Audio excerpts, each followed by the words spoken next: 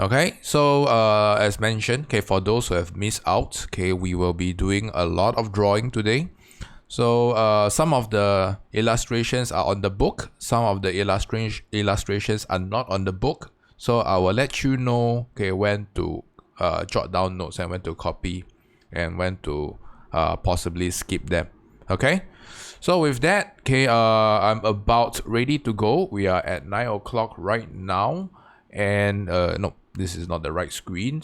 And let's do a quick recap on what we have done last week. Okay, maybe everyone type out one concept that we have covered last week. Just type it out. Today we won't have time to do the quiz, unfortunately. No time for quiz. Not sure whether is it good news or not so good news for all of you. Let's see how it goes.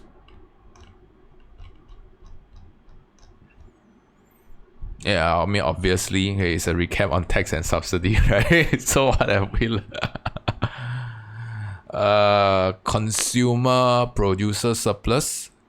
I just want to quickly touch on what was covered last week, especially the time assignment, okay, on CS and PS.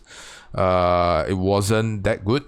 Okay, so especially for my H2 students, okay, if your assignment is CS and PS related, you may want to look into my remarks on, okay, the derivation, okay, the before and after. Okay, look out for the comments. And for my H1 students doing the H1 variation, my H2 students can also consider looking at the H1 folder. Okay, they are doing a related tax and subsidy assignment. Okay, that actually involves price elasticity. Okay, so price elasticity is really important in tax and subsidy, as well as the topic that we'll be covering today, okay, which is price control. Okay, so I would highly suggest, okay, all the H2 students, okay, to check out the practice assignment under the H1 folder. Okay, so having said that, okay, today we will have quite a bit of objectives. Yeah, you all can see my screen, right? Even when I look at that, I'm also a bit scared whether I have time to cover all these or not. Okay, so we are coming to a finale of topic 1. Okay, for both my H1 and H2 students, topic 1 simply means your demand and supply, okay, your market mechanism. Okay, and we are moving on to market failure very, very soon. Okay, right after topic 1. So today we'll wrap up everything. Okay, so and for today, our approach, okay, is a little bit more on the policy approach. Okay, tax and subsidy, okay, is a policy. Okay, last week we have covered that. Okay, but tax and subsidy has its own little small place in market failure. It wasn't emphasized that much, okay, like a subsidy. Okay, but when we cover price control, okay, later on I will show you in the practice question, okay, what are some of the variations, how tax and subsidy can come in the practice question, and how we can use price control, okay, and quotas, okay, to address specific objectives. So today will be, especially for my first year students, okay, I will introduce you to objectives already, okay, micro objectives. Okay, so like it or not, okay, we are going to kickstart, okay, in our journey, okay, of objectives. And okay, so I'll just quickly run through, okay, what is our learning objectives today. So we have quite a sizable number of objectives to cover. Okay, price controls and quotas. For today's class is quite a sizable crowd. Okay, I know that some of the students cannot wake up. Okay, for those who are awake, okay, I do expect quite a sizable crowd today. So I won't be possibly asking all of you to unmute individually one by one. Okay, so I will take questions, okay, via the chat. Okay, I'll observe that. Okay, so please don't be shy with your questions. Yeah. I'll start to introduce what are price ceilings. Okay, what are price floors. Okay, and number 9 especially, okay, is a applied variation of price floor. Okay, what is applied? Okay, applied simply means, okay, after learning this concept, how are we going to apply in another market? Okay, and this is really important, okay, especially in the labor market. Okay, my second year students especially, okay, you have to know how this is used and how this is potentially related to macro. Okay, this is a common connector to macro. Okay, I will show you in a short while. And I will start to introduce what are quotas. Okay, so in other words, okay, today whatever that I will introduce is a form of control. Okay, a control there is dictating either the equilibrium price or the equilibrium quantity. Dictate. Okay, for my H2 students, okay, I will go through briefly the welfare analysis. I know it's not it's not one of your favorite topics. Remember the triangles that we have drawn last week, right? Okay, this will come back again. Okay, I know that. Okay, my job is really to make your life more easier. Okay, so later on, okay, we'll be doing a lot more drawing. Okay, and I hope we have enough time to go through the time practice, because today's time practice is really valuable. Okay, yeah, it will cover a lot more ground today. Okay, so having said that, if you have your book, can you all prepare your book? Otherwise, can prepare your drawing block or your materials. Okay, we'll take down notes. Okay, and okay, let's look at page 19. There are three definitions that I want you all to focus on. Okay, page 19 and page 154. Okay, unfortunately, I haven't opened up page 154. Let me see. Okay, here. Okay, so page 19, okay, we have a few definitions to look out for. So today we'll be looking out for these two. Okay, price ceiling and price floor. Okay, so price ceiling is sometimes known as the maximum price. Okay, and price floor is sometimes known as the minimum price. Okay, so make sure you know the definition by heart. Okay, and you need to know where is the price ceiling or price floor imposed by the government. So realize that prices, okay, in the exception of intervention, they are determined by market forces, right? Demand and supply. Okay, then we have your price adjustment process. So today, whatever that we are learning is counterintuitive. Okay, we are learning about how we prevent, okay, the equilibrium price and quantity to be met. Okay, so today you just want to make a mental note. Okay, this is to prevent your equilibrium price and quantity to be met. So you may be wondering, why don't we let the market forces do their job, right? They are pretty efficient, right? We have signaling, incentivizing, and rationing. Why don't we just trust the market to do their job? So later on, okay, we will learn about why, okay, our government concerned about the market forces. Why is it sometimes that, okay, market forces, okay, when you leave it to market forces, okay, it may not, okay, meet the objectives of the government, specifically from the perspective of equity. Okay, so today I will start to introduce your equity. Okay, so I will go through these two in depth. Okay, and I also want you all to include quota here. Sorry. Okay, so quota, you can include it here. Okay, quota can be found on page 154. Okay, I want you all to insert that here. Alright, so quota, okay, refers to the restriction on the quantity of goods produced or consumed. Okay, you can insert page 154 definition here. But more specifically, we're looking at the production quota. So far, everyone following me? So a lot of students are actually confused between quota and ban. Okay, so quota, okay, it is a less severe, okay, version of ban, of a production ban. Okay, production ban simply means there is no production. Okay, a quota means that there is a specific quota to be met. Okay, so later on, okay, I will briefly go through, okay, how do we use quota.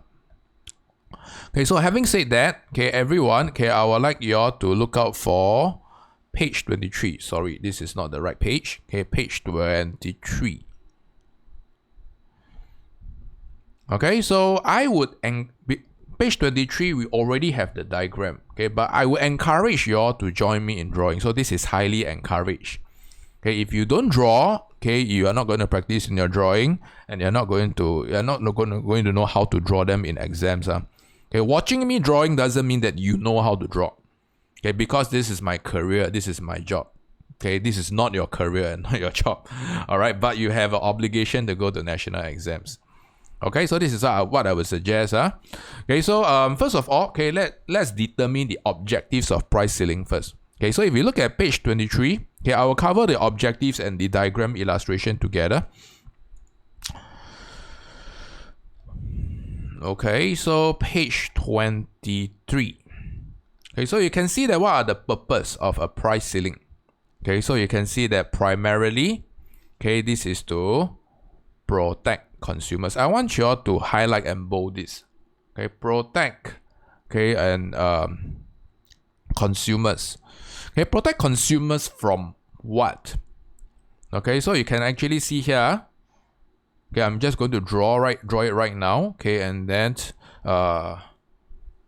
let me get rid of the wires. Too many wires here. Okay, everyone seeing my screen alright, yeah? Okay. So let's draw a demand and supply diagram here. Okay, and we have your equilibrium price and equilibrium quantity. Alright, so this is what happens when you have a free market. Okay, when demand and supply determines the equilibrium price and quantity. Pretty fantastic, right? But what's not so good about market forces is that sometimes market forces may may actually create the problem of inequity. Okay, so what is inequity? You can actually see that, especially when prices are exceedingly high. Okay, it may price out the lower income earners. Okay, especially if this is a good, let's say a necessity good such as the market of rice. Okay, maybe let's call it market of rice, or another necessity good like food, for instance. Especially food prices are very susceptible to price control. Okay, so look out for food markets or agricultural markets.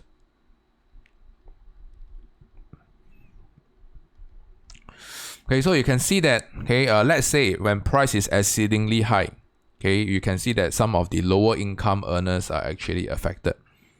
Okay, so now, so how does a price ceiling work? You can see that a price ceiling, is going to be imposed below. I'll call this PC. Okay, a price ceiling is going to impose below the market equilibrium price. So if you look at the definition one more time, and some of the schools have a different interpretation. You can look at here one more time. So this is an artificial price to hold price below equilibrium price. Or this is a maximum price or that producers can charge. That can the legally permissible price that producers can charge. Okay, so now let's observe the effects of a price ceiling. Okay, so you can see that the government will mandate all prices to be at price PPC. All right, at PPC, you can see that your equilibrium price at P0 cannot be met. So how do we actually observe that? You can actually see this. Every one of you, can you imagine yourself boiling a kettle, right? What happens when you have the lid on the kettle? And when the water is boiling, you realize that there's steam, right? Steam is trying to push out. So I want you all to imagine this. In a free market, the steam is your market forces, right?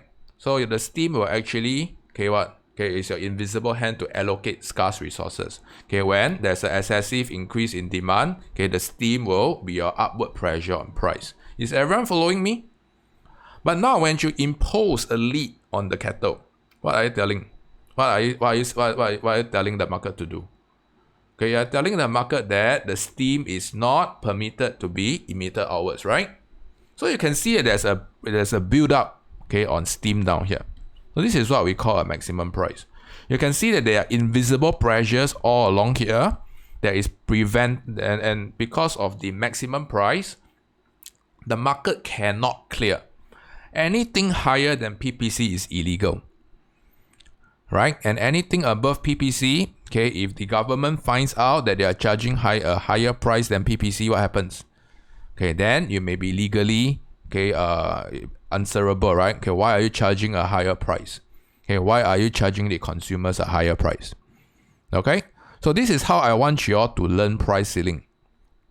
Price ceiling itself is not difficult. maximum price, and some of the students, they actually got confused between maximum and minimum price. So you can see that the maximum is what? Below. You don't want the equilibrium price to be met. Okay, so you can see it as a kettle preventing the steam from coming out. So I just want you all to observe what happens when there is a legal mandatory price that is below the equilibrium price. So you can see that at PPC, your quantity supplied, okay, so producers will produce up to here, quantity supplied. Okay, in the free market, because of higher price, quantity supplied will be significantly higher. Producers will be more incentivized to produce at a higher price, right? Okay, but if you set a permissible price that is lower than the equilibrium price, producers, based on PPC, they are only willing to produce up to QS.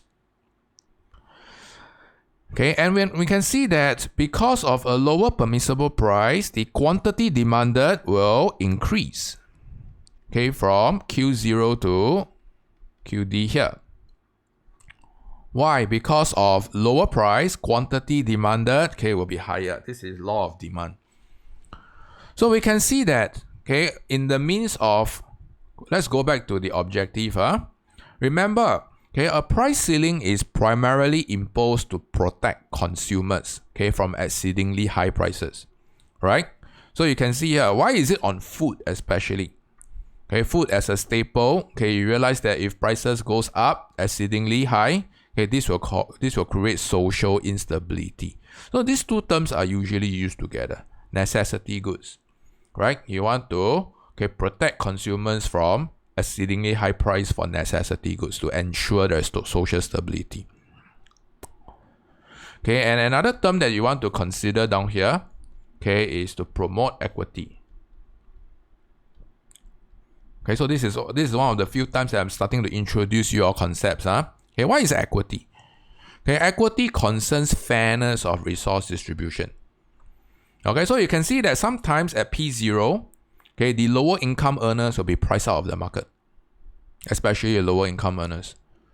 Okay, so the whole idea behind a PPC, or not production possibility curve, a price ceiling is to what? Okay, is to ensure, okay, that lower income earners can afford, okay, the necessity good at a mandated lower price. Is the equity part? No, the equity part comes out as an extension, okay, for protecting consumers. Okay, it's an extension.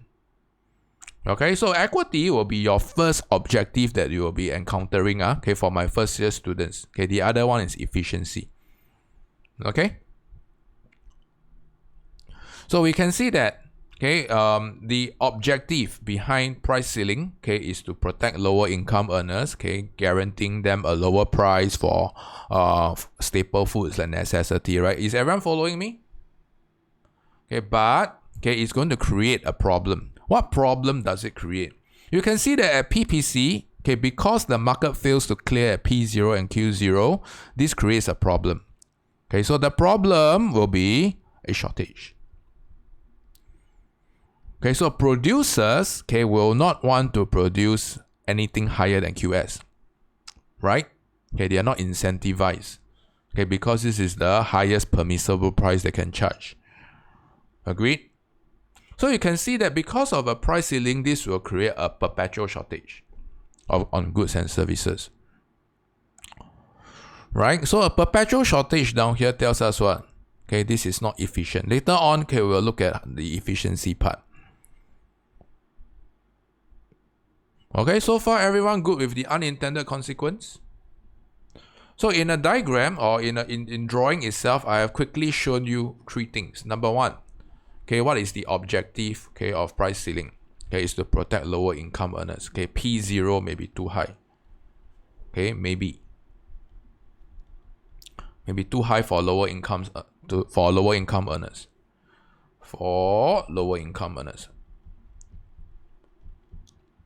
Okay, next, okay, by imposing a price control, a form of price ceiling, okay, we can protect the interests of lower income earners. Okay, now because of a fall in price, a mandatory fall in price, lower income earners can afford the goods and services.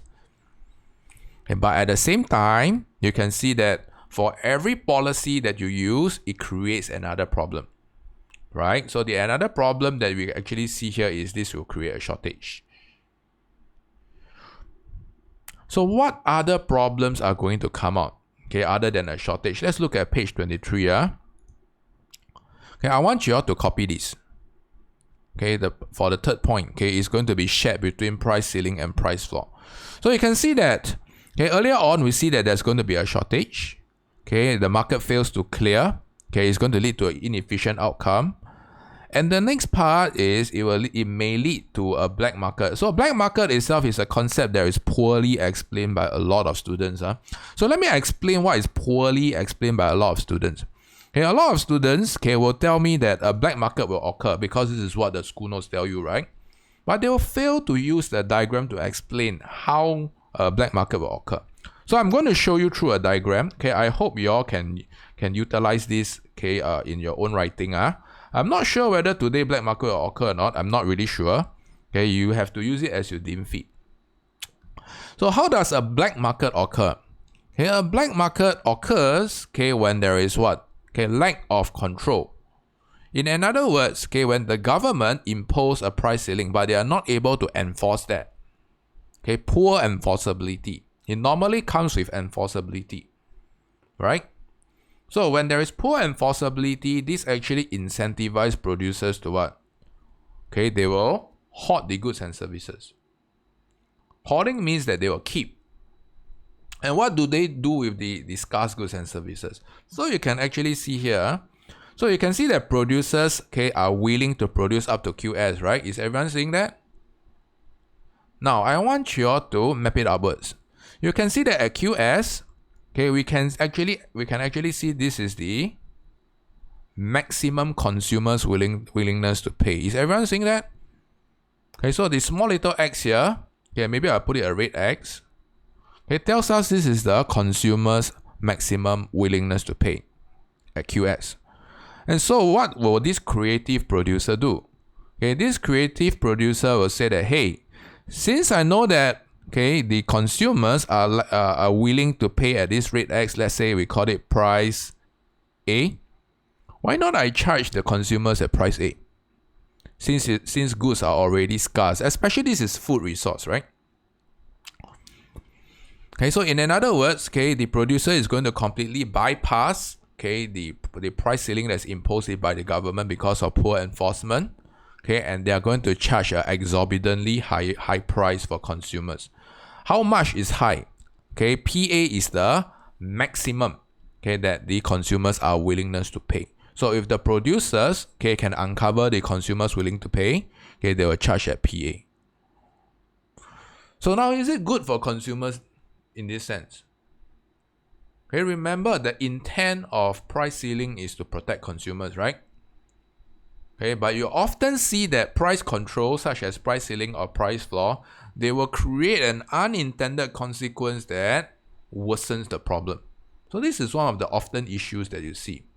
Okay, the intent is good. Okay, but when you implement it, okay, there seems to be a lot of weird issues coming out. Okay, so black market it may arise.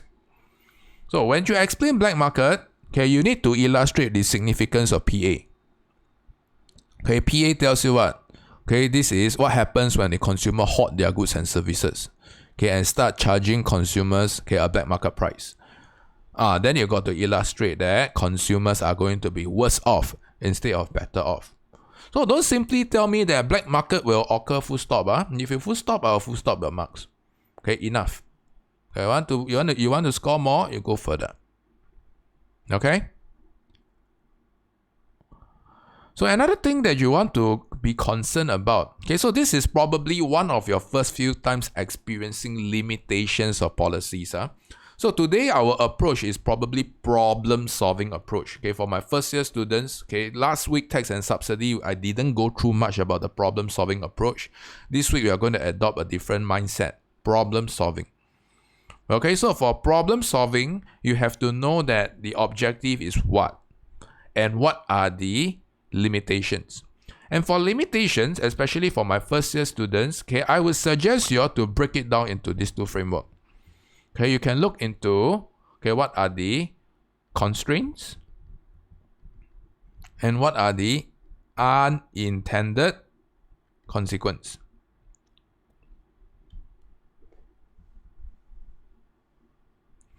Okay, so constraints simply means what inhibits the effectiveness of the policy. Unintended consequence simply means what are the other problems that were created. So a black market is obviously an unintended consequence because it creates another problem.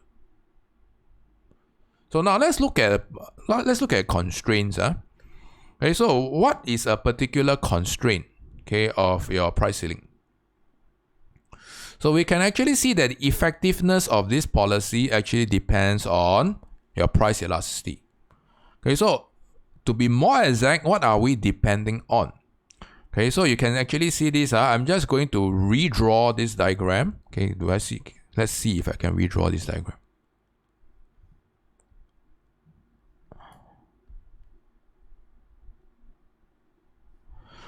Okay, so I have a significantly more price, your demand here is more price elastic. Okay, and your supply here is more price elastic. So what can we conclude about the difference between the blue X and the black X? Okay, we can actually see that the blue X, okay, will create a greater shortage. Do you see that? So you often see that, okay, the effectiveness of the policy, okay, or rather, okay, how much shortage is going to be created, okay, is often a resultant of how elastic your demand and your supply is. Okay, so this, unfortunately, the government doesn't have control. Okay, the government only has control on how much price they're going to set. Okay, and this is a particular useful illustration for price floor as well. So, for the past 5 minutes, if you have totally captured nothing, okay, I would suggest you all to look out for a black market. Okay, it's a very useful limitation. Okay, and black market requires you to, okay, explain, okay, using the diagram, okay, how is the black market price going to arise? Okay, when producers starts to what? Hoard their goods and services and refuse to sell at PPC. Okay, they can actually start charging at PA. Okay? So you can actually see that a lot of grand policies as imposed by the government, okay, may not necessarily help, okay, the intended parties. Okay, so for today, we'll actually learn the 3 versions of them. Price ceiling, price floor, and quota. Okay, so all these 3 policies are not they are not known to be efficient. Okay, they will create some form of problem in the form of a shortage or a surplus. Okay?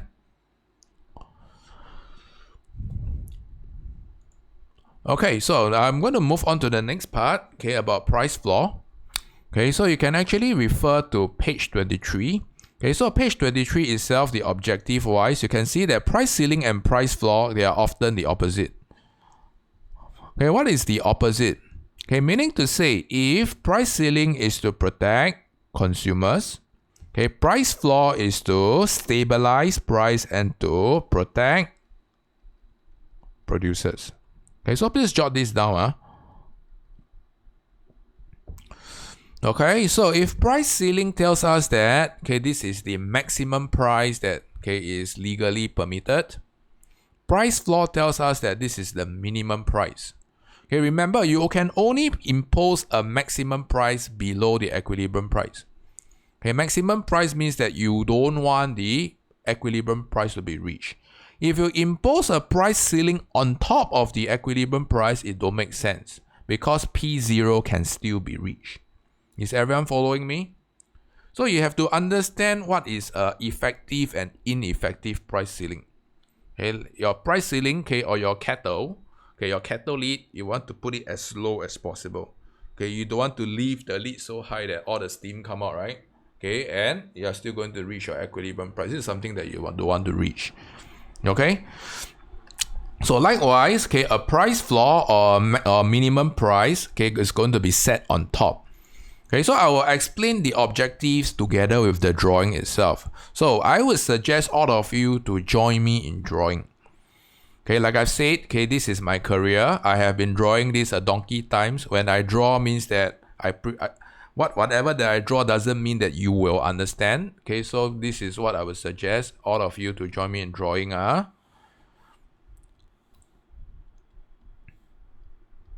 Okay, so let's say, okay, this is the equilibrium price and quantity. If you look at page 23, it tells you that, okay, this for price floor is also especially imposed on agricultural goods, right? Okay, you can see that farmers especially, okay, are going to be protected by a guaranteed higher price. Okay, and you can actually see that this ensures that there is adequate food supply. So I'm going to show you all these in a diagram. Okay, so let's say P0 and Q0 is determined in the market of, let's say I'm going to Japan, right? Does anyone knows that I'm going to Japan? I mentioned that, right? Yeah, maybe I'm a bit hungry. Let's put this Wagyu beef. I make sure I'll try Wagyu beef when I go to Japan.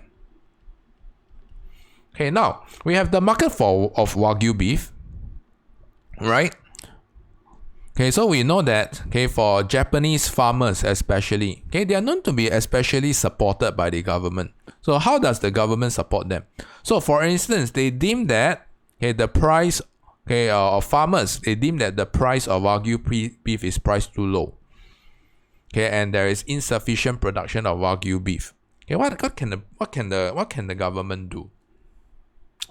So you can see that, okay, like I've said, if you understood price ceiling, price floor is the opposite. Okay, it's one yin and one yang. If price ceiling is to protect consumers, price floor has to be protecting producers. Okay, so a price floor or a minimum price is imposed on top. So remember just now I talked about cattle, right? Okay, and the cattle lead. It's unfortunately not applicable here.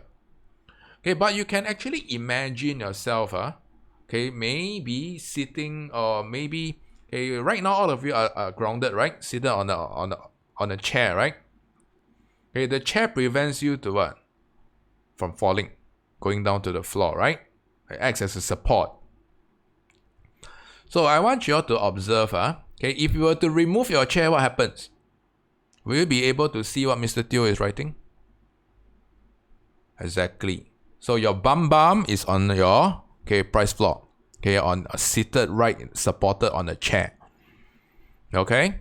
So what is the purpose of this support or this chair? Okay, so let's observe one more time. Okay, so number one, this is the minimum price that the producers are willing to accept. Okay, any lower cannot. Okay, and this is a guaranteed price that is imposed by the government, right? So P0 in theory cannot be reached because, okay, if you want to purchase Wagyu beef, this is the minimum price. So far so good. And we can actually see that, okay, this will actually distort the price mechanism. Price ceiling, price floor are known to be great price distorters. Okay, they will prevent the equilibrium price to be met. How? You can see that when we have price floor down here, I'm going to put two axes here. I'm going to, maybe I'll label this point A and point B. You can see that at point A, because of a higher price floor along the demand curve, your quantity demanded will fall. Law of demand, right? Okay, so with higher price of Wagyu beef, okay, the consumer will probably substitute away, right, and eat what? Okay, maybe imported beef, maybe eat other kind of poultry, right? Yes? Okay, so quantity demanded will fall because of higher price. And you can actually see that, okay, for producers, it will create the opposite. Okay, your quantity supply will increase. Because producers will be more incentivized to produce what? Okay, produce more beef at a higher price, right? So you can see that, okay, when we impose a price floor, producers are guaranteed higher price. Okay, but let me repeat, okay, a price floor is not necessarily good for producers. Does anybody know why? Despite guaranteeing a higher price. Does anybody know why? Type it out. If you know why, you are pretty much good for A-levels. Why? Try. So isn't it a good deal for producers to receive a higher price? Good deal or not? Good deal. But don't forget, you realize that there will be a surplus. Alright, consumers are only willing to consume up to QD. Make sense? So in effect, okay, we can see that the amount that consumers are going to pay, I'm just going to digress a little bit. Okay, this is probably not in your school notes, but I feel that there is going to be a good way to talk about a limitation. Okay, you can see that the consumer spending, okay, and the producer revenue, okay, as a result of the price floor after. Okay, can anybody tell me what's the consumer spending or producer revenue as a result of the price floor? Can or not? 4 points. I've given you all some hints already. If not, I wouldn't label. So YB, good start. Okay, surplus cannot sell. It doesn't mean that, okay, imposing a higher price means that, okay, everything can be sold. Okay, so this surplus probably means that there are, okay, a good amount of goods that are unsold, right? So you can see that, okay, your consumer expenditure or your producer revenue will be, I'm quite disappointed. Nobody replied the message that I put. Okay, how can we show the 4 points? Waiting for the pie to drop from the sky, is it? Okay, O, PF, A, QDD. So these are the 4 points. Okay, and for those who have been with me since the very start, okay, I have mentioned this a lot of time. Okay, whether your consumer expenditure or your producer revenue will increase or not, okay, depends on price elasticity of demand, right? Okay, so if the good is price demand inelastic, okay, an increase in price will lead to a lesser than proportional fall in quantity demanded. Then your consumer expenditure and your producer revenue. So today we want to focus on producer revenue. Okay, so producer revenue will go up. But we can't be sure if the good is price elastic in demand. Okay, an increase in price will lead to a more than proportional fall in quantity demanded. Okay, and then your producer revenue will fall. Okay, obviously I'm not going to show here. Okay, I just want to put it as a mental note because price elasticity is a hidden assumption. It's normally assumed that, okay, your price elasticity is price. Okay, so the question will not normally tell you what's the price elasticity. Okay, you can state this as a limitation. Okay, so you can mention that if the good is price elastic, then producer revenue will fall. So any form of guaranteed income or revenue, okay, will not happen, okay, when the good is price elastic. Okay, so you may want to put this, okay, so limitation. Okay, so I have explained how to explain PED, okay, for your for price floor.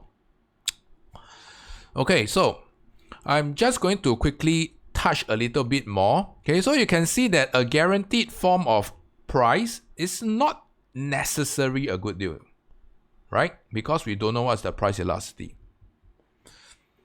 So what can government do on top of a price floor? Okay, so this will often come out in case studies.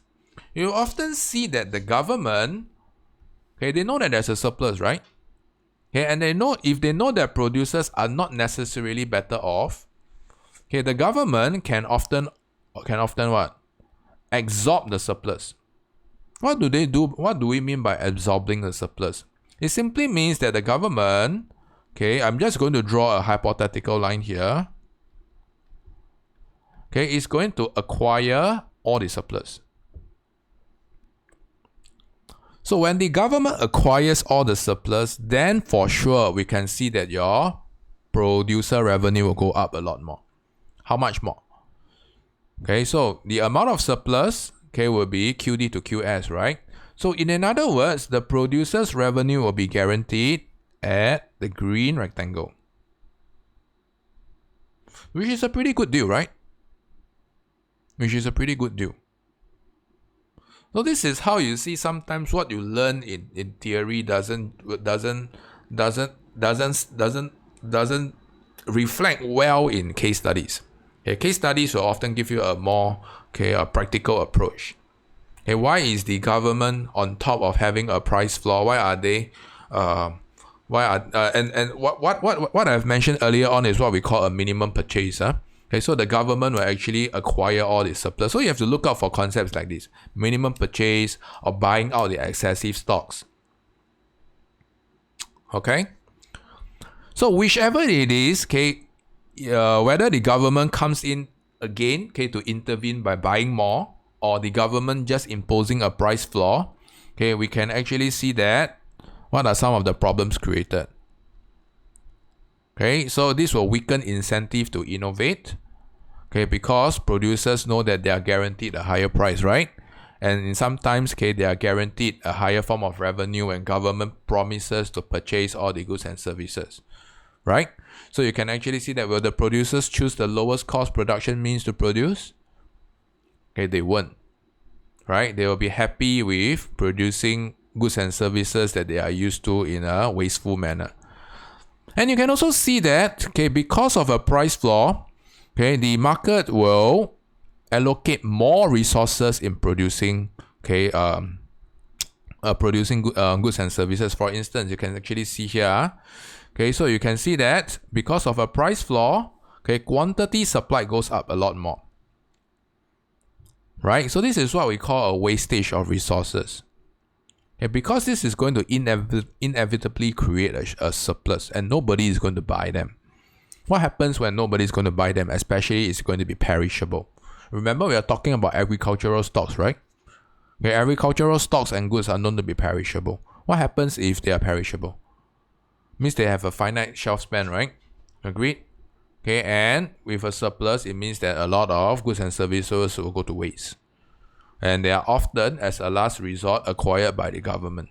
So sometimes, okay, when you receive things from the government, you have to check the expiry date, right? Not so much in Singapore, but especially if you receive humanitarian aid, okay, in other countries. If you watch YouTube, you see that sometimes the things that the government gives out, okay, when there's a disaster, okay, the expiry date could be dated quite some time back. Okay, this is what it probably means. All right, and the last thing that I've mentioned earlier on, okay, is it depends especially on the price elasticity of demand. Okay, because a surplus, okay, a quantity demanded will fall more than proportion or less than proportion depending on the PED itself. Okay, so we can't really tell what's going to happen, whether producers are going to be better off or worse off, okay, without knowing the overall effects on the total revenue.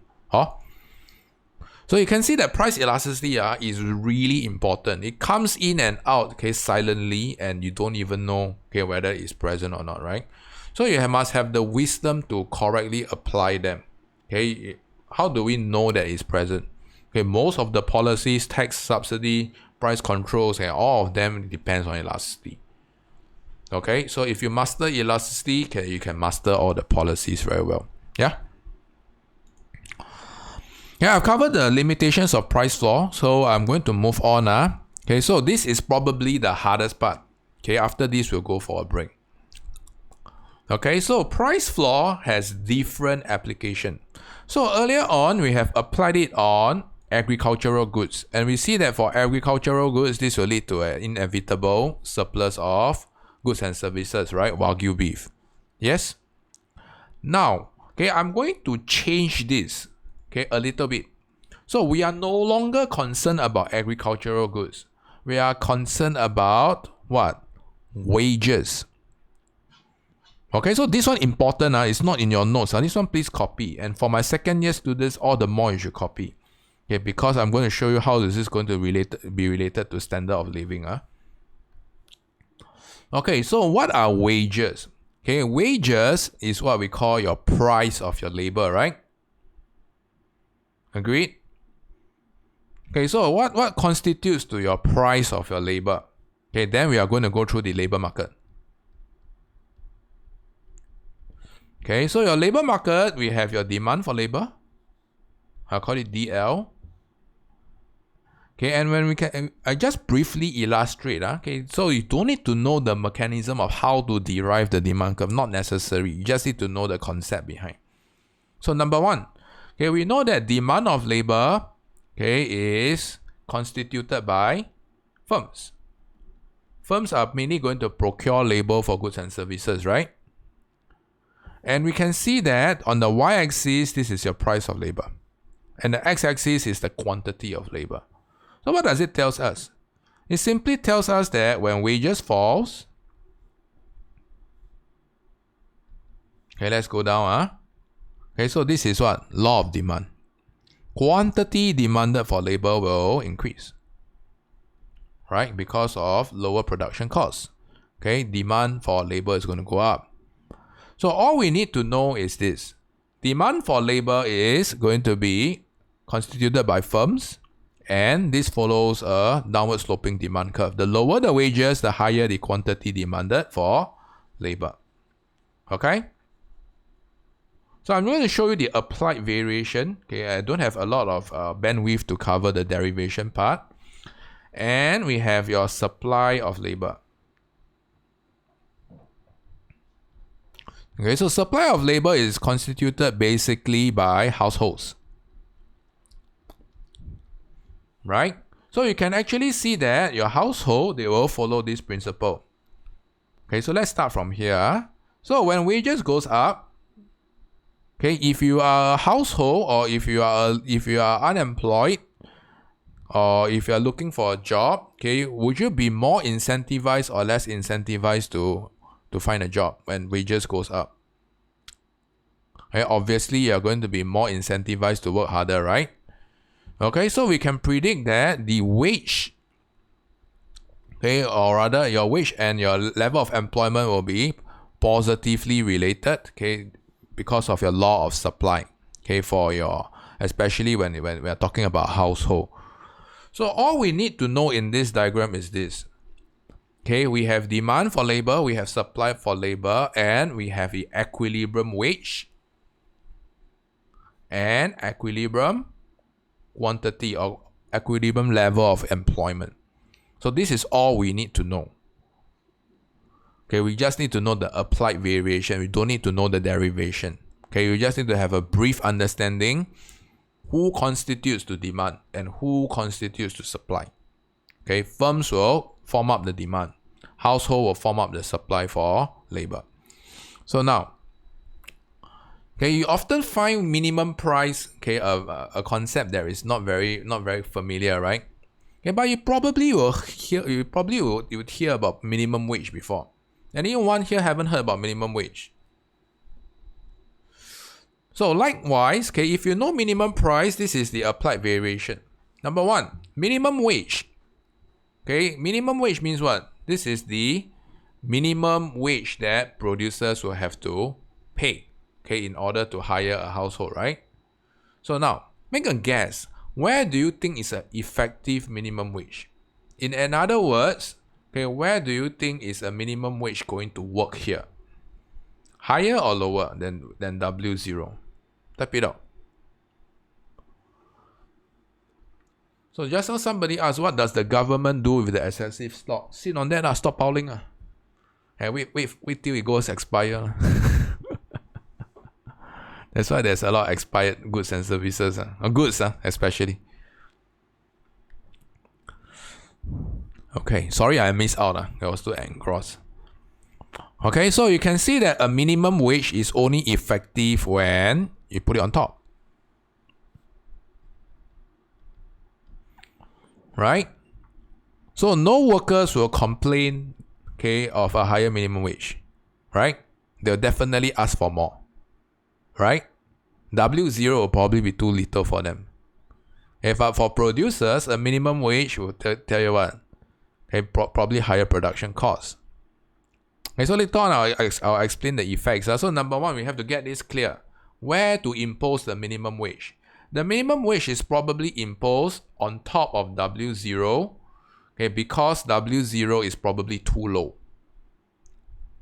Okay, so W0, okay, is probably too low, or okay, so you can see that in Singapore, okay, there are some sectors that actually have minimum wage. I'm not sure whether you know that. Does anybody know which sectors have minimum wage? Okay, so probably in your school notes, they don't call it minimum wage. Okay, in Singapore, they call it the progressive wage model,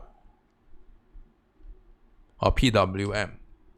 They won't call it minimum wage, okay, but this is just another way to call it minimum wage. So sectors that are affected by minimum wage in Singapore are what? Cleaners, right? Security guard.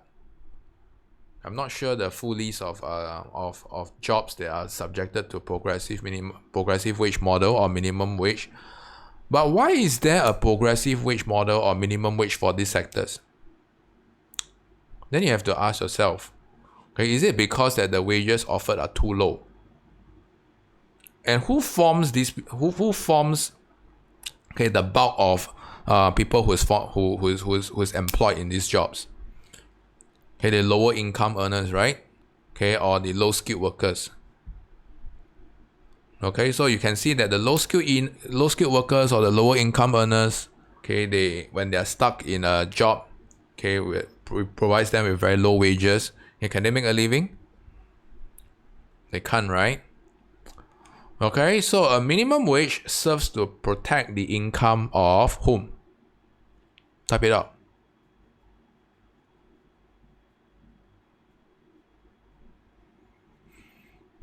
Does it protect the income of households or income of firms? Okay, it protects income of lower income workers or lower income households.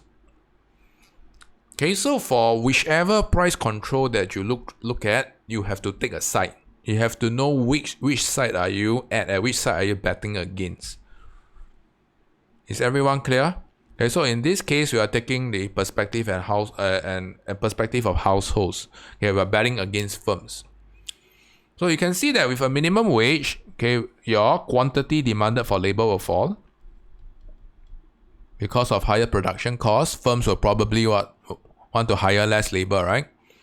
Okay, what do? Probably they engage in automation. Okay, find means and ways to remove labor from the job, right? You see a lot of automations these days, right? And you can see that supply of labor is going to go up because workers are more incentivized to work harder for higher minimum wage. So we can see that there is going to be a gap created. Does anybody know what is this gap? When quantity supplied of labor exceeds quantity demand for labor.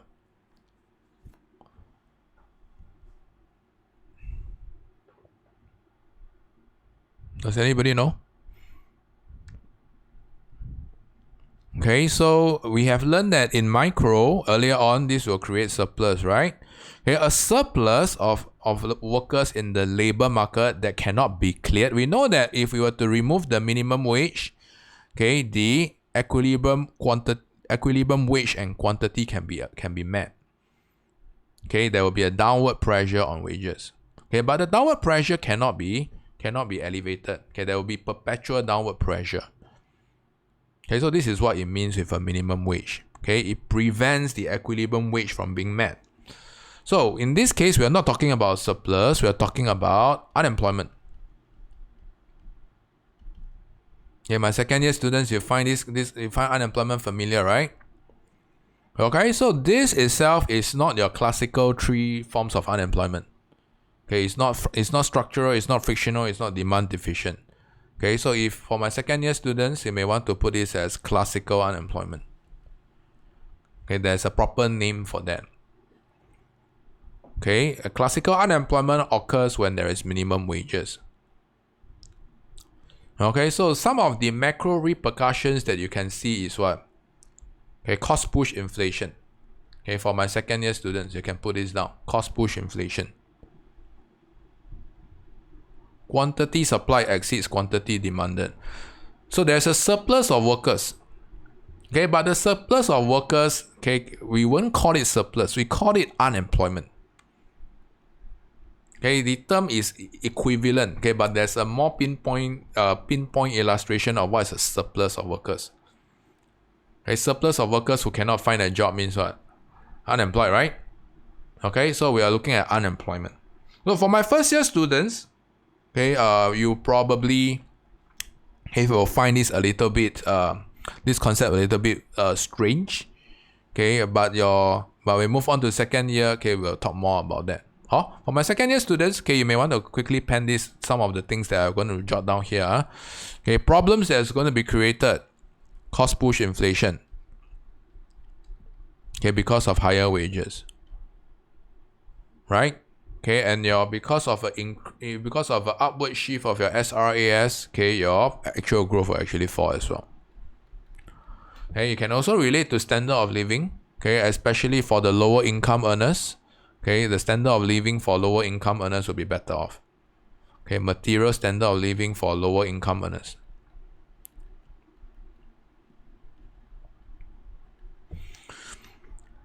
Okay, so I'm not joking. Okay, if you look, I'm just going to quickly wrap up. Okay, by showing you the latest okay, the latest syllabus. Okay, you can actually see that where is it?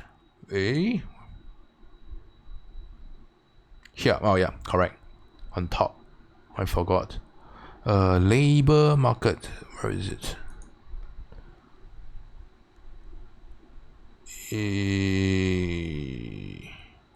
Does anybody see labor here? Oh, see? Sorry, I missed it out. You can control F, thanks. Okay, labor. Okay, additional information. Real world application is required.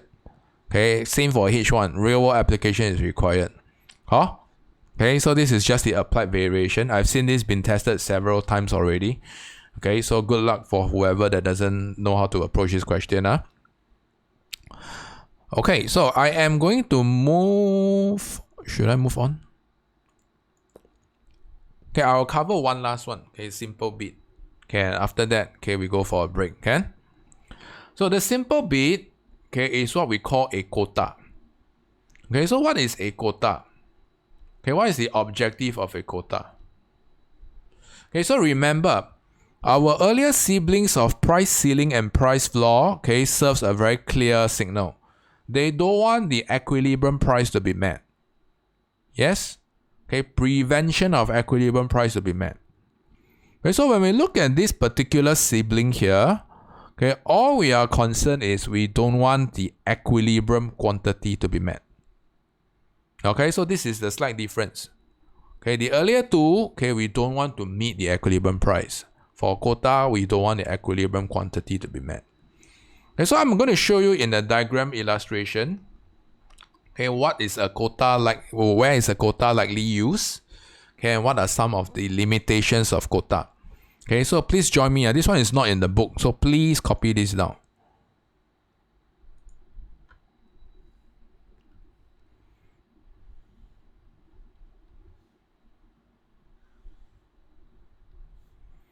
Okay, so we always start from equilibrium price and quantity. Okay, so what is the most illustrious, or rather, what is the most popular example that's used in quota? Okay, for my second year students, I think you should know, right? Okay, what we call the market of what? Market of COE. Okay, what is COE? Certificate of entitlement. What is a certificate of entitlement? Okay, for you to buy a car. So this is one of the most good GY. I think you're illustrating a car, right? Yeah. Okay. Yes. Okay. So yes, we're looking at certificate of entitlement. So what is the problem with COE? Okay, what is the problem that we actually see here? We can see that, okay, if you have a COE, you can drive, right? Okay, of course you must own a car lah. Okay, then together you can drive. So if the government thinks that Q0 amount of COE is too much, okay, what is the possible problem with too much COE? Okay, this will lead to what? Congestion, right? When there's too much cars on the road. Yes? So Q0 will probably tell us that maybe there's too much cars. Don't want.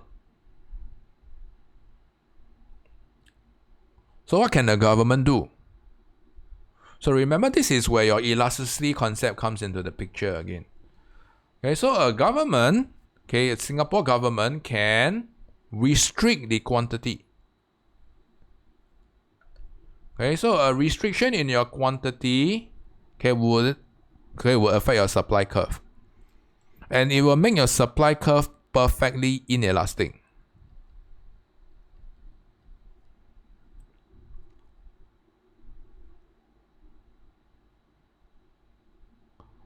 Okay? So when your supply curve is perfectly inelastic, okay, what does it tell us? It tells us that it is not going to respond to any price changes. Okay, so a quota, okay, is essentially a supply curve that is perfectly inelastic. So you can actually see that, okay, when the government sets a quota at Q1, okay, number one, okay, this obviously tells us that there's going to be lesser car, right? Okay, lesser car probably tells us that there's going to be lesser congestion, right? Is it good? It's probably good. But we can see that with lesser car on the road or lesser COE available to be sold, okay, this probably creates a higher equilibrium price. People are going to pay more for COE. Okay, and depending on how much COE, okay, we want to restrict. Obviously, we won't be putting it at zero lah, right? Okay, so if you were to what? Okay, so the Singapore government is carefully calibrating how much quantity that they want. How much permits do they want to issue? Do they want more permits or less permits? Okay, if they want lesser permits, okay, then we probably have lesser congestion. But what is the problem that comes out, okay, as a result of lesser congestion? We have higher COE prices. Okay, so you have to know what is the objective.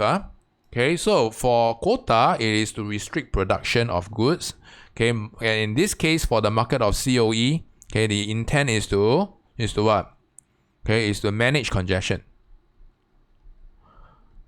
Okay, so this is just an application, just an application. Quota can be used in other industries as well. Okay, but for car, manage congestion. So what are some of the limitations for quota? What are some of the things that are not so good? Then we can see that this drives up the price of car, right? Okay, and especially if you are a middle or lower income earner, can you afford the car? When price of car goes up. So this will what? Worsens affordability.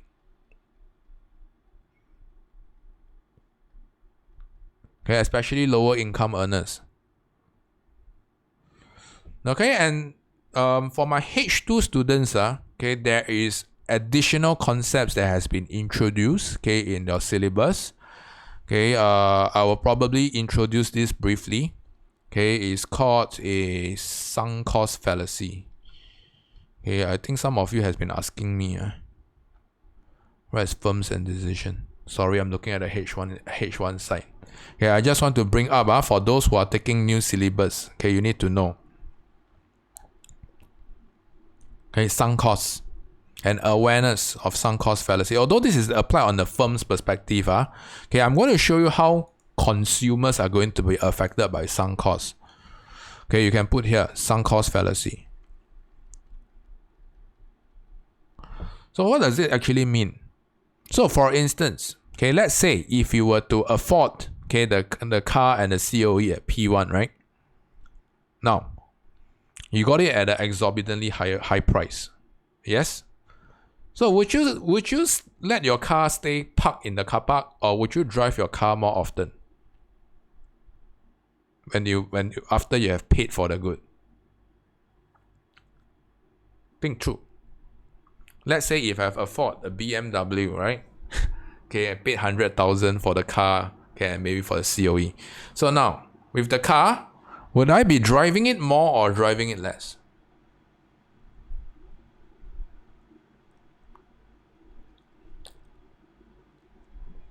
Coffee. So in layman terms, we often say this as well. We want to maximize the mileage of the car, right? We buy already, what? Okay, why are we going to put that to waste? Okay, but from a behavioral economics perspective, it simply tells us that we are taking account into our previous costs that we incur in order to make our present decision. So a rational consumer should not incur or should not take into account of previous costs incurred. The acquisition cost of the car and the COE should be independent of the usage costs. But sometimes humans are not perfect. So in this case, which is what we call a sunk cost fallacy, we'll take into account of the previous cost that we incur. If we have incurred an exceedingly high cost, we will want to what? Drive the car to the maximum, right? Yes? So what happens when everyone does the same? Will congestion be better off or worse off? When everyone has this kiasuism. I wouldn't say don't use this word. This is not this won't help you with your exam. Then you can see that when everyone starts to drive their car because they take into account of their previous costs that they incur, then you can see that congestion will be significantly worse off. So this is particularly useful, as a limitation, for COE, because a lot of car owners are like that. You often hear your dad, right? When they buy a car, where you want to go? I drive you there. Why? I already buy the car already, what? If you not put it in a car park, right? Cannot be the case, right? Yes? Okay, so I've listed down several limitations. Please copy this. See, a quota is not in the notes. So I've listed down the limitations as well. Sunk cost. Is going to worsen the affordability of car. And we will go for a break. For my H1 students only. You can go for your break. My H2 students stay. Your break will come a little bit later. Sorry, I have more things to cover. Can? Give me 5 to 10 more minutes. H1 students, you can go. You realize that Mr. Teo is going really fast, right? Because I want to emphasize on the price asset, which is our practice question later. Welfare analysis. I know all of you don't like that. Yes, anybody express a genuine passion for welfare analysis? Consumer producer surplus, still remember? Still remember or not? How to draw? Let's do a quick recap. This one must recap. For my H1 students, no need to know. H2 students, this is important. So first of all, let's do a quick recap. This is your consumer and producer surplus. When H1 students, go for your break. You're not required. But if you want to stay back, can. So still remember, consumer surplus. How do we find the difference? How do we find the consumer surplus? The maximum price PA that the consumer is willing to pay, and the actual price that they pay at Q0. And the difference is your consumer surplus. Alright. Producer surplus, minimum price that the producer is willing to accept, PB, and the actual price that they receive, which is at P0. Multiply throughout the quantity. We will have your producer surplus. So I want you all to have these two in mind. If not, you cannot go through the welfare analysis here. So welfare analysis is applicable mainly for price ceiling and price floor. I'm not saying that it will confirm come out. But my personal bet is this. I will put all my money with tax. And I will maybe diversify a little bit on price ceiling and price floor.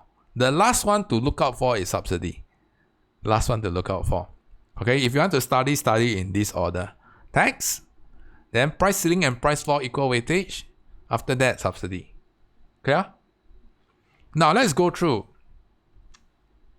So we are going to impose a price ceiling. Everyone follow me. Make sure your y-axis, you touch your y-axis. Make sure both your curves will kiss your y-axis.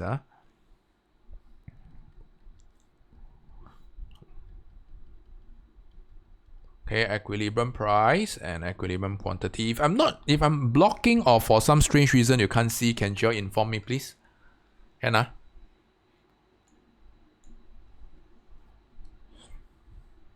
Okay, so now I want you all to insert this field. Okay, let's impose a price ceiling here.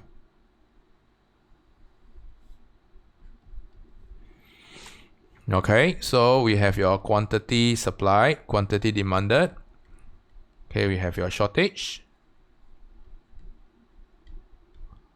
Okay, and we have your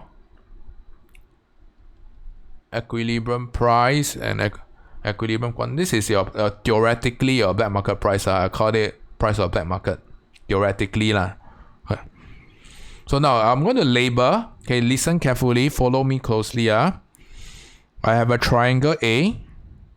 I have a rectangle B. I have a triangle C. Okay, I'm going to label from the bottom. I have a triangle D, rectangle E, and triangle F. Now join me in this activity. Okay, in a free market, okay, what is the consumer surplus? Can you label these in alphabets? I don't want any other illustration. Alphabets only. A, B, C, D, E, F. Tell me now. Quick.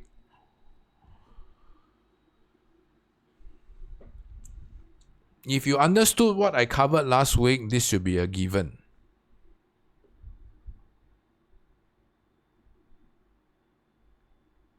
Okay, consumer surplus. Okay, would be triangle A plus B plus C, right? Okay, let me expand the font.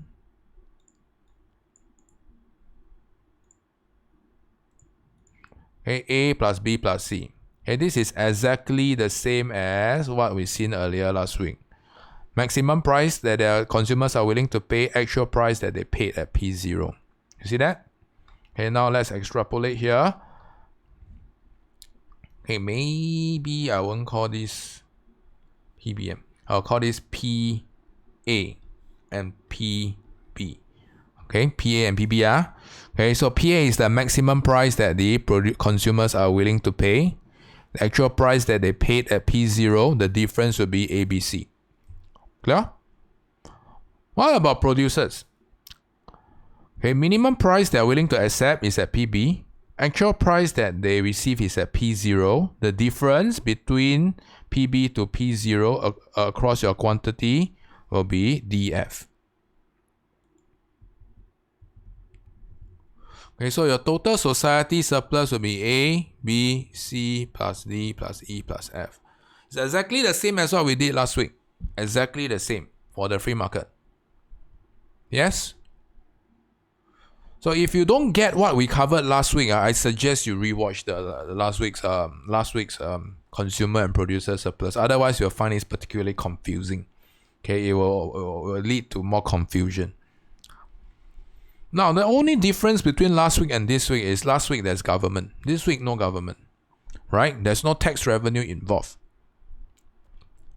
So you can see that as a result of your price ceiling, we don't need to calculate your tax revenue. So now, what is the consumer surplus after price ceiling? Now let's try. This is the maximum willingness to pay by the consumer, right? PC is the actual price that the consumer pay. That you agree? Okay, and how much is sold? Okay, between when there's a price ceiling. Okay, it will not be sold beyond your QS. Right? Because producers are unwilling to produce beyond QS. So I want you all to focus on these two axes. Right? Maximum price they are willing to pay, actual price that they receive. So you can see that this trapezium here is no longer a triangle. Okay, will capture your consumer surplus. Consumers are willing to accept at PA, but they purchase the good at PC at QS. So if we sum up the difference, we will have a trapezium. 8 Abe. Now let's track the changes in producer. Producer, they are willing to sell at PB, right? But they sold their good at PC, at QS. So you can see that producer surplus will shrink.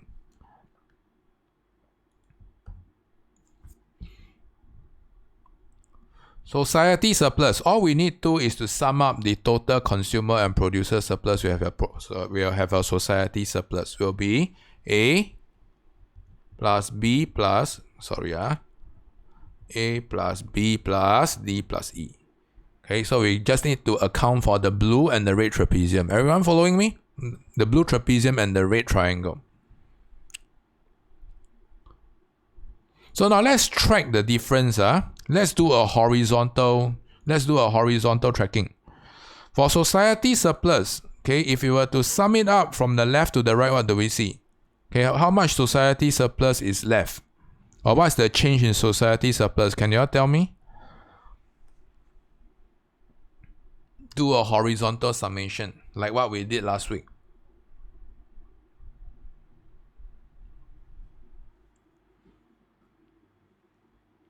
Okay, I think some of you miss out the minus sign. Okay, so we can see that as a result, you have to use the after subtracting the before.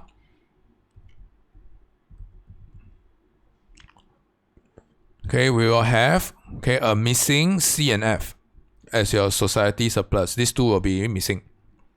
Okay, let me repeat. You have to use the after to subtract the before. Then we will have minus C and F. Right?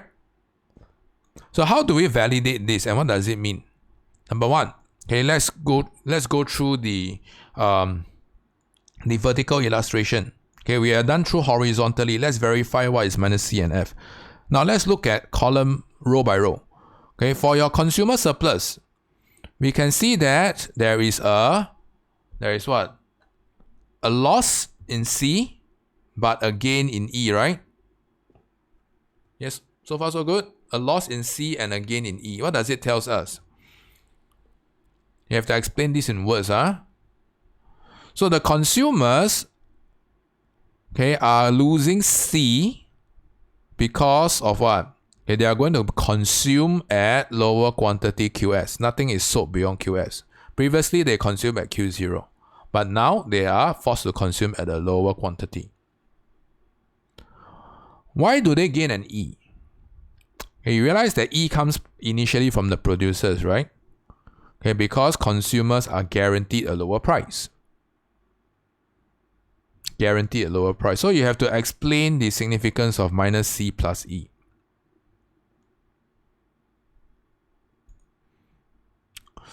Okay, so you can see that producers are clear losers.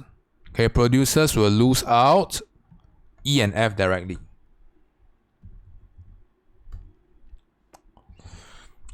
So how do we explain this? Producers will lose out to E to consumers because producers will have to accept a lower price. And producers will lose F to the society. Why? Because previously they are selling more at Q0. Now they have to sell lesser. So E and F is going to be lost. So if we were to sum up the difference vertically, we can see that minus E and plus E will cancel out themselves. Right? So we'll be left with minus C and F down here. So what does this mean? This is what we call your deadweight loss. Loss to the society. So I would suggest you have to copy this down, although this won't be tested later. But you may not know it will be tested in your essay. So deadweight loss to your society or welfare loss. So you can see that a price ceiling, from an efficiency point of view, is going to be inefficient. Right? Because of society loss. Now let's quickly run through your price floor. It's going to be the same.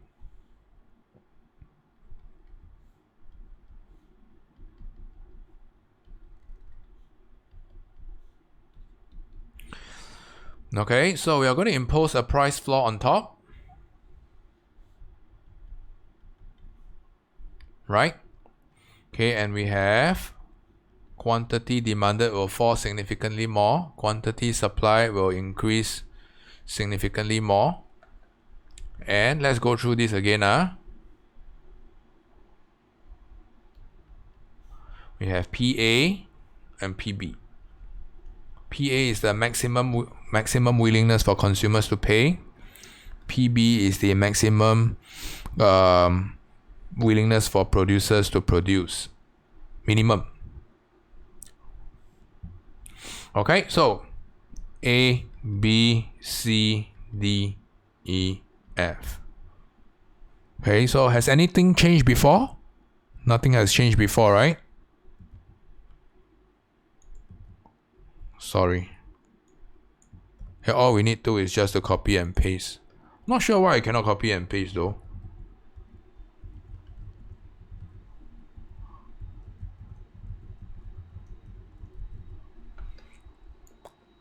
Yeah, so all we need to is just to copy and paste from on top. Okay, the consumer and producer surplus as before is not too different. It's the same before.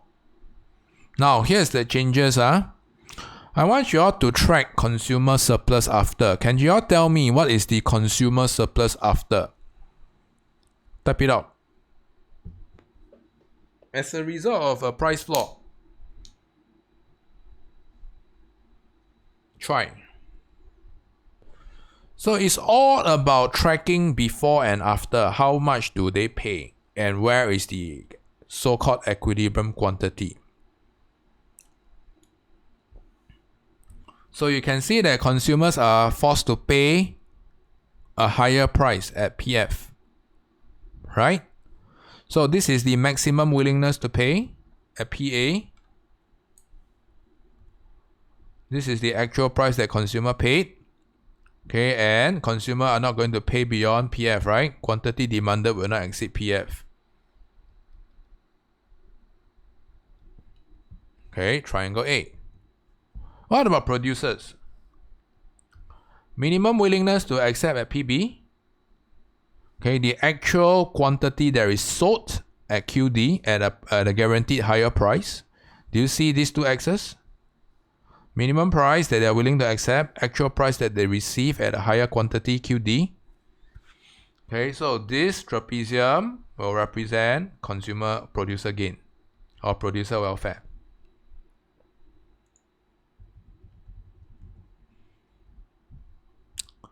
Okay, so what's the total society surplus? Let's do a vertical summation. We'll have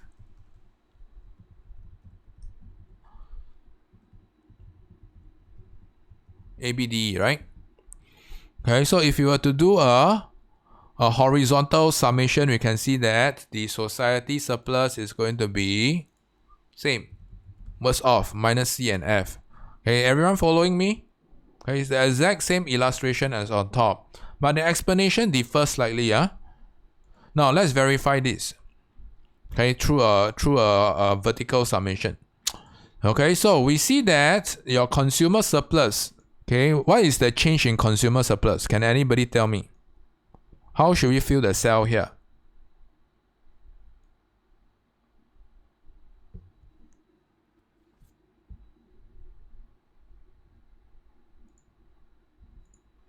Okay, so you can see that consumers are worse off with minus B and C, right?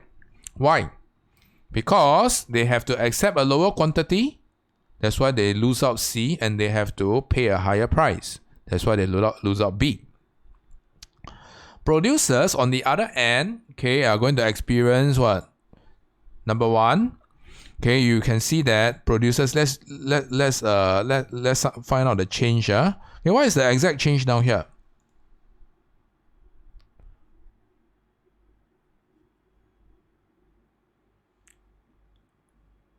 Can we find out the change?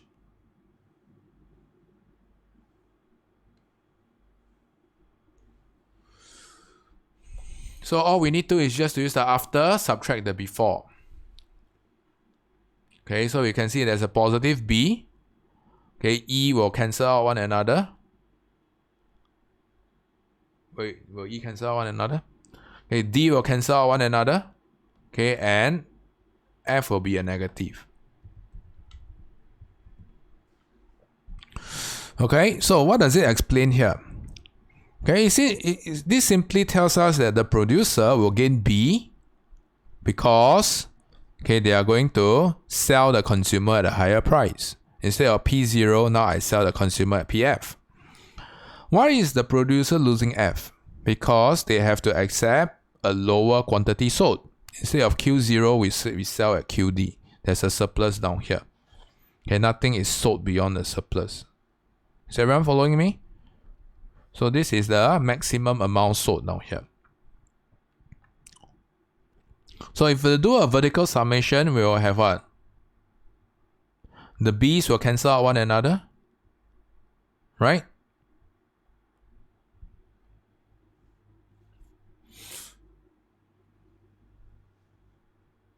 Okay, so we only have minus C and minus F. Okay, so this is your deadweight loss to the society. Clear? So I reckon that it's a little bit fast, but it is not as tricky as last week. Because last week we have government. It's the tax and the subsidy part that is a little bit more tricky, right? Okay, but this time around there's no government. Okay, it's straight off three economic agents. Yeah, so all you need to do is just to track the before and after. Huh? Okay, so I will request all of you to take a real short break. Okay, we're a bit pressed in time. Okay, when you're back, okay, please turn on your camera. Okay, thanks. Real short one.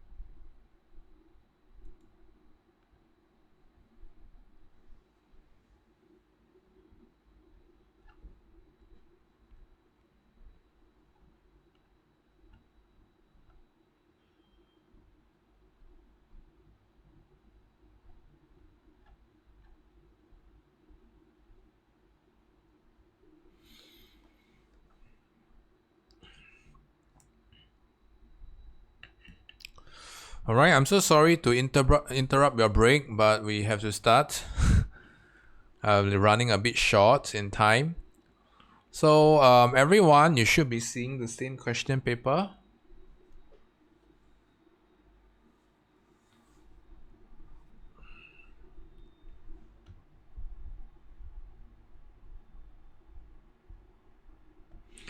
Okay, please indicate on the chat whether you are seeing the same question paper, yeah?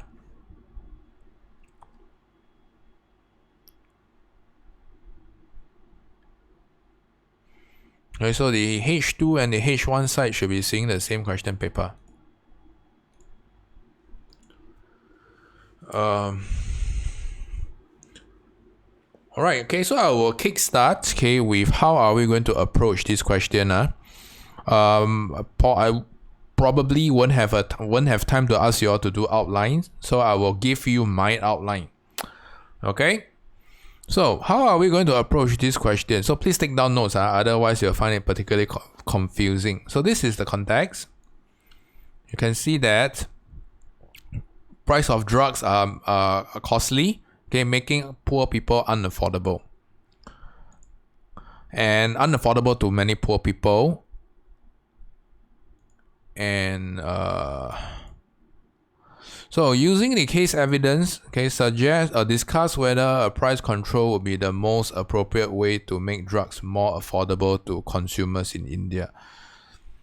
Okay, so this question we are looking out for, okay, what are the keywords here? Appropriate, right? Okay, whether is it the most appropriate way? So a lot of students will miss out the word most. Okay, the word most will tell us what there must be an alternative. Okay, so this question shouldn't be structured as most appropriate and least appropriate way. Okay, so remember structuring. Your thesis will be price ceiling will be most appropriate. Okay, and your antithesis will be what? Alternative. Must be alternative, cannot be something else. Okay, because the keyword here is most. If you use logic, okay, it has to be an alternative. So the next thing is you have to introduce what do we mean by affordability. Okay, affordability is what? Down here. Okay, so you may want to relate this to a micro objective of inequity. Okay, or fairness of resource distribution. Especially how it affects lower income earners. Okay, lower income earners will not be able to afford the goods and services. Otherwise, okay, if you haven't learned micro objectives before, you don't need to define that. Okay, all you need to know is, okay, that we are concerned about lowering prices. So this particular question is about lowering prices. To make more drugs affordable, in other words, is to lower prices. Okay, so there are only that few ways that prices can be elevated. I've covered this briefly before. Okay, if you move on to if you were to look at demand and supply that we covered some time back, where is it? Here. Price reduction policies. Okay, price reduction policies is a way of how questions can be tested. Okay, and it's normally used together with price control. Okay, so I just want to make a mental recap. Okay, we have gone through this concept before, just that how do we use that?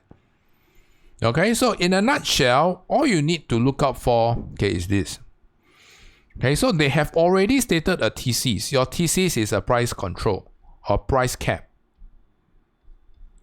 Okay, so your antithesis, you have to look out for this. Okay, what else can lower price?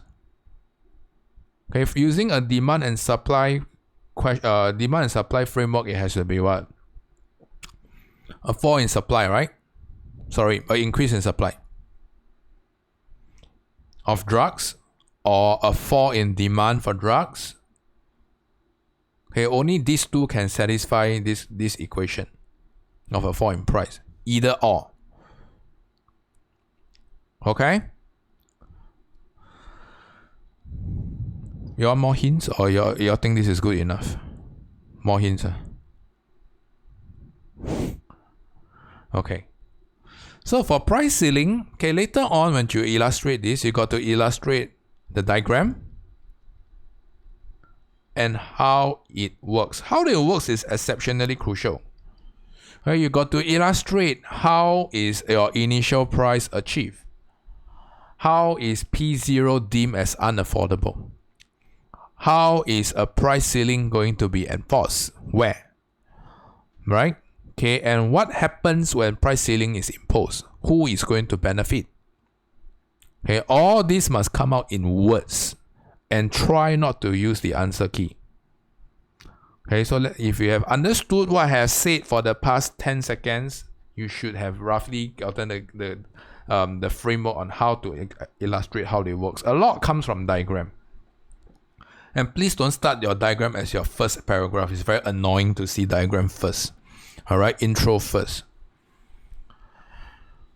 Okay, so right after how it works, okay, you got to relate or link it back to the question. Okay, the question tells you most appropriate means that you have to lower your equilibrium price. Not lower equilibrium price. Okay, you have to your lower price, okay, will be met, and you have to illustrate how is it inappropriate. Okay, inappropriate means what? Limitation. Okay, so this is how you're going to perceive this thesis two ways. Most appropriate, not so appropriate will be limitation. Okay, so for limitation, you want to look at the extract to decide whether there is a constraint or there is a unintended consequence. You pick one. Let me tell you right up front, there is no black market. You use black market, I will fail you. Okay, look out for a particular constraint. Now, the alternative here, you have to look out for extract 4.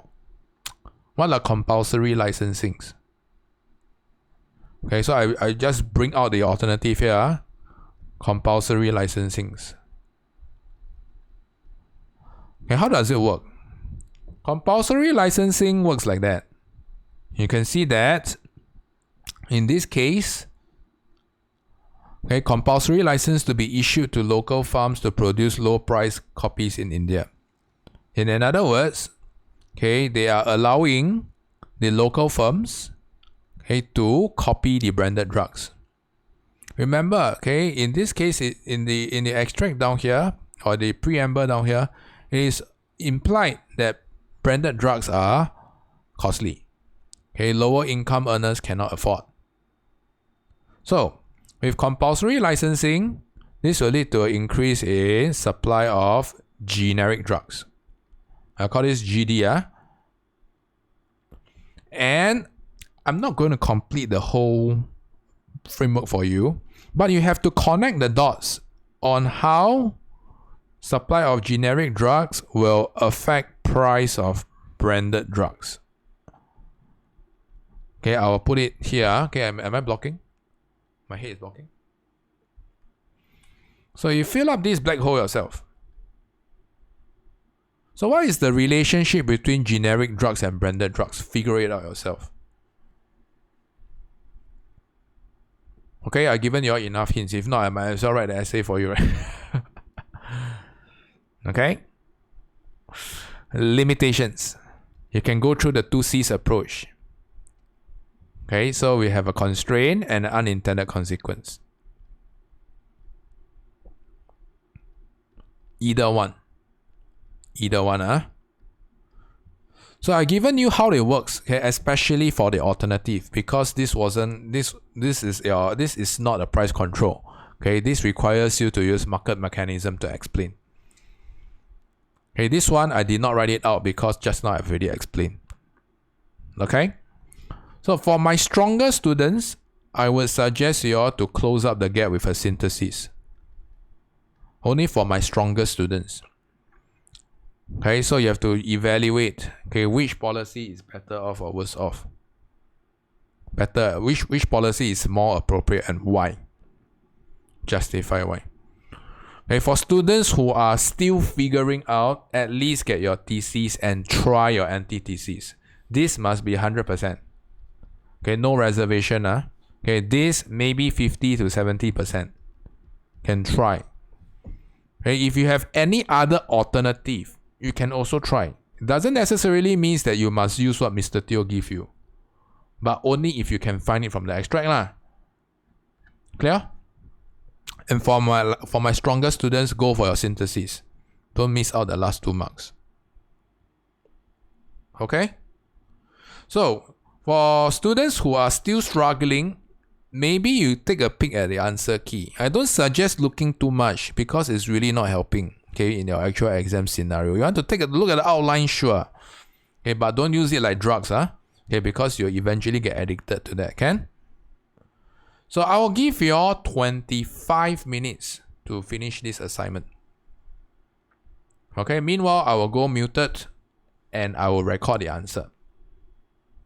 So 25 minutes. Okay, your time starts now. Write it out in full. Thanks. We'll stop at 11:05. 11:06.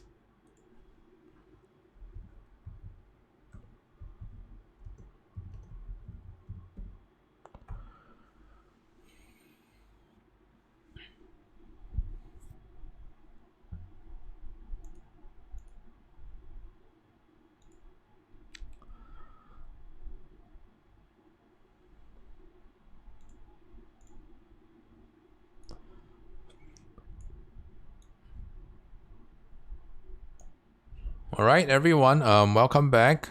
Okay, I will be going through the answer. So earlier on, I've given you an outline. Okay, I hope you guys, before watching the video analysis or the answers, okay, you can watch the outline first. Okay, and try to do it on your own 25 minutes. Okay, before you write it out in full. Okay, so given you all plenty of options earlier on. Okay, so now we are looking at how are we going to execute the entire outline. Okay, so this is what I would suggest. I forgot to mention in your intro you need to define what is price ceiling. Okay, introduction. Okay, you want to define what is price ceiling, and you want to state the objective. Okay, for my second year students, you probably find this as equity, improving the equity in society. Otherwise, okay, I will take it good enough that you just want to lower price. Okay, the objective of making it more affordable is to lower the price. Okay, you have to state this out. I forgot to bold this for some strange reason. Okay, the question is asking you, how can we lower price? Okay, so this is a particular popular way to ask questions these days. Okay, that concerns price mechanism or price control. Now, okay, what are some of the things that we need, okay, for this question? So first of all, we need to illustrate, okay, how is your equilibrium price and quantity determined at P0 and Q0. So I have some students that are particularly have a nasty habit of starting the explanation with the diagram. Don't put it on top, okay, put it somewhere below your first or in between your intro and your first body paragraph. Okay, I think that's a good place to be in. Right? So you want to illustrate what is the significance of P0. Okay, P0 for lower income earners, okay, they may not be affordable. Okay, if they are not affordable, then okay, the Indian government will need to impose a mandatory price cap. Okay, or a price ceiling below the equilibrium price. Below.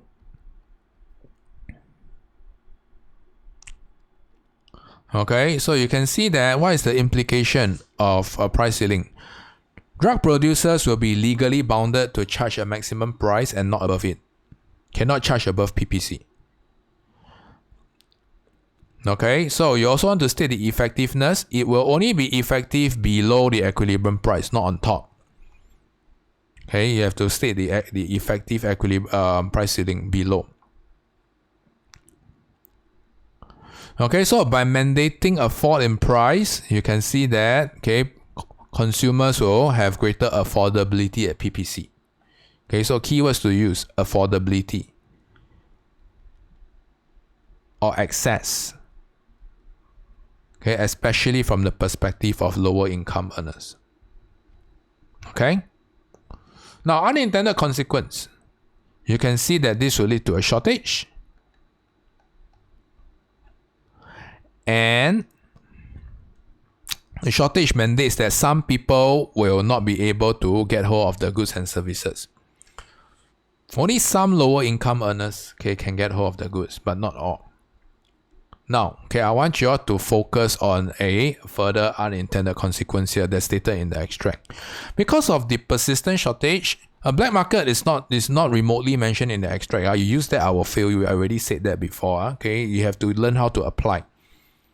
So you have to look out for what the extract tells us about the problem that arises from a shortage. Because drug is a necessity, people still have to consume drugs on a regular basis, right? So instead of going to a black market, consumers or the government or consumers will have to seek alternative, right? Alternatives such as older drugs from China. So what is this unintended consequence? So this unintended consequence is not found in your notes because it is used on a case-by-case basis. So it simply tells us that older drugs are going to be less effective or lower drug efficacy, right? And you don't know whether when you consume dated drugs, or drugs that has crossed the expiry date, will it still be effective or not, or would it even cause harm to the consumer, right? Okay, so use pinpoints unintended consequence like that. And this is going to secure you a lot more marks than your standard black market. So learning doesn't mean that you abuse them. It means that you need to know what is the circumstance of using them. The harder way is the second policy is arguably the harder part. Of compulsory licensing. So just now I gave you all a gap to fill up. What is that gap we want to talk about? So first of all, you have to illustrate what is compulsory licensing. So you can see that this is a relaxation of the patent laws. Allowing the generic drug producers to copy the patented drugs. Why? Initially, when you have patent drugs, what's the whole idea behind patents? Patents are to protect the existing branded drug firms who invested resources into developing a drug, right? Like COVID drugs. Like Pfizer, they invested a significant amount of resources. So patent laws are enacted to what?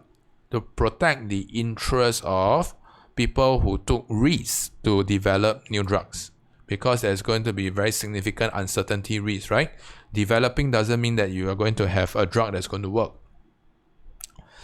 Now, compulsory licensing simply means that I'm going to get rid of the patent laws. I'm going to encourage greater level of competition, by allowing generic drugs to copy, to produce the drug that is not under the brand, the initial branded drug, right? So instead of let's say if you're talking about COVID vaccines, instead of Pfizer, they call it drug A, drug B, drug C. This is what I call generic drugs. So you can see that this is how it's going to work. I'm going to explain it using a diagram. Number one, when you relax the amount or when you relax the regulation for patents, you're going to make it legalized for generic drugs to copy legally from the branded drug producers. Supply of generic drugs is going to increase, and this will lead to a downward pressure on price of generic drugs and increase in quantity of generic drugs. So this is how a fall in price of generic drugs is going to work. Now, remember, this question is implicitly asking you about branded drugs. Branded drugs are the ones that are costly. So for branded drugs, you got to illustrate what we call a substitution effect. Because of a fall in price of generic drugs, quantity demanded for generic drugs will increase. This will lead to a substitution effect away from branded drugs. They are going to consume generic drugs. So from the branded drug markets, this is what we call Egypt. right? This is alphabet G. Okay, a fall in demand for branded drugs, non-price factor. A fall in demand for branded drugs will lead to a downward pressure on price, okay, on branded drugs. So you can see that we're going to connect the dots. Okay, for my H2 students, you probably can use a little bit of XED concept. Okay, so a fall in price of generic drugs will lead to a fall in demand for... Okay, so this is substitutes, huh? For my H2 students, you can talk about that. This one. Otherwise, okay, this one is both H1 and H2 can use. Okay, fall in price of generic drugs will lead to fall in demand for branded drugs and fall in price of branded drugs. So you have to explain this, okay, using the market adjustment process. Okay, so I have illustrated how the market adjustment process will work. MAP. Okay, of the two markets. So start off with generic drugs, illustrate the substitution effect on the branded drugs perspective and how this will lead to a fall in price of branded drugs.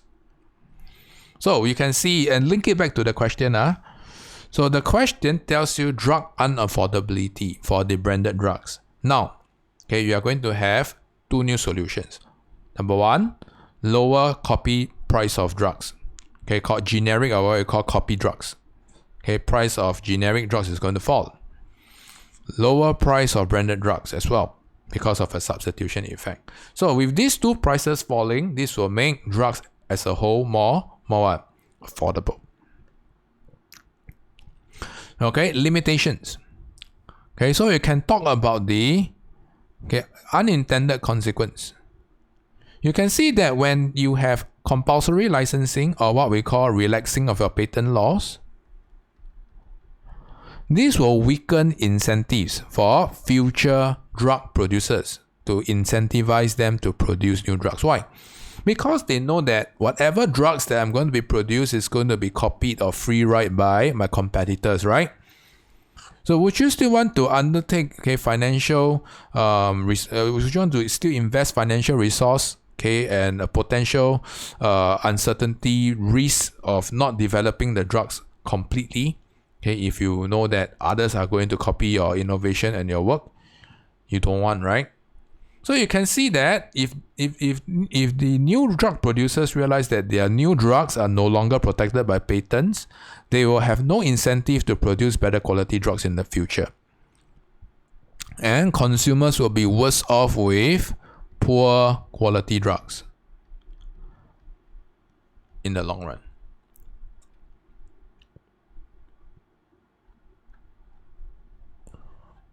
Now, overall, we can see that how do we justify which one is better? Number one, for my H2 students, if you have learned efficiency, you can see that you can talk about this. Welfare loss of C and F for my H2 students only. You can justify that. Equity comes in the form of inefficiency. This is least appropriate. Can justify that.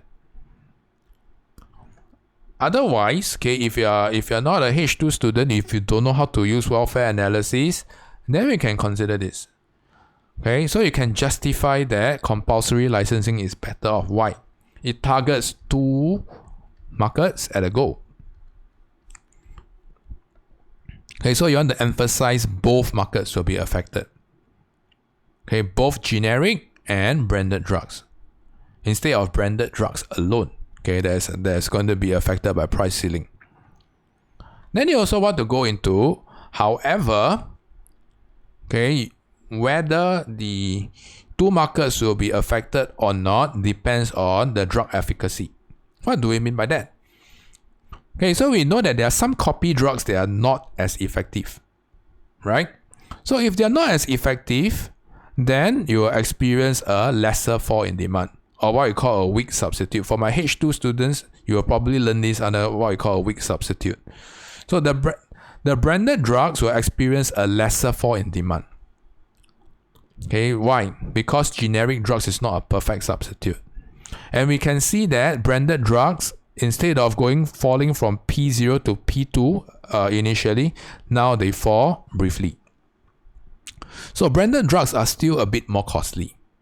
Okay, instead of expected fall to P2, now they fall to P1 because of weak drug efficacy. So you can talk about that. Okay, that for the branded drugs is not that affordable if it is a weak substitute. Okay, I wouldn't suggest you for my H2 students, I wouldn't suggest you to use XED concept here. All you need to know is just to have a good awareness.